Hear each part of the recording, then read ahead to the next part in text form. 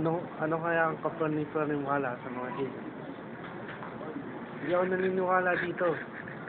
Kasi, ang alien na...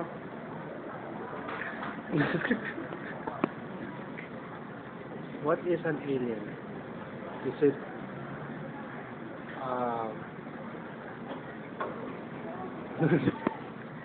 aliens.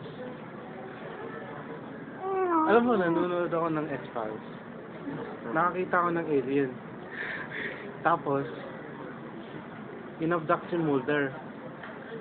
Si Mulder, hindi nakakapaniwala na inabduct siya. Sinipa niya yung alien. Tapos, namatay yung alien. Bakit start with the alien? Aliens are fat. They need to go on a diet. Because most recently I saw 2 aliens walking on the beach. And they're so big that I'm not even gonna joke about how big they are, but they're just big. That they abducted some guy. I don't know.